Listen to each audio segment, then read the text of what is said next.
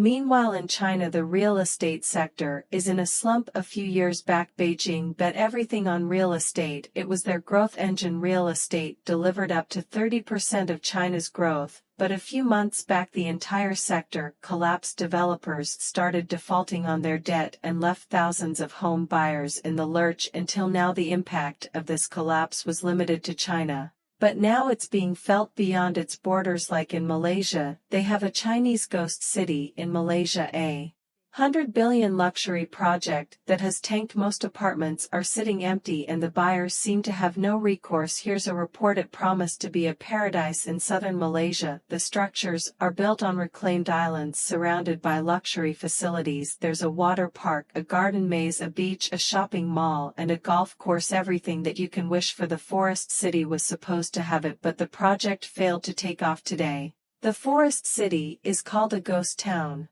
Barely 15% of the project has been built and fewer than 10,000 people live here, but that's just 1% of the planned occupancy. The rest of the complex lies deserted. When the project was launched 7 years back, few had questioned its viability. Country Garden, a major Chinese developer, was behind it. They promised to invest $100 billion in the project, but their grand vision is far from being realized. So far just $4.3 billion has been invested. Now its future seems uncertain. Country Garden is struggling. It has amassed almost $200 billion in debt. The developer has suffered losses. It has missed debt payment. Pence and sales of homes are not picking up. In September this year, Country Garden sales collapsed, dropping by a whopping 81%. With the turmoil back home, the future of Forest City seems uncertain. Country Garden says it's not abandoning the project, but needs money to rescue it. The Malaysian government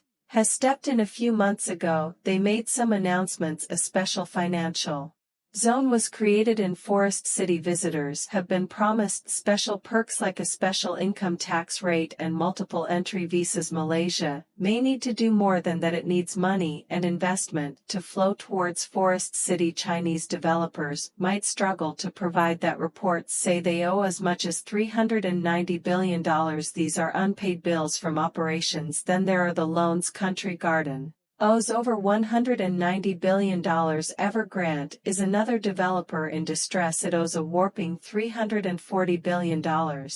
The defaults have hit the sector hard in recent years. As many as 53 Chinese developers have collapsed, and there could be more in the coming days. China has its own ghost cities. Going by one claim, there are 65 million empty homes in China. Real estate developers built these homes, but they couldn't fill them up. China's real estate sector grew on the back of large loans, but now there's an oversupply. There are more homes than buyers, leaving Chinese officials with fewer options to revive failed projects.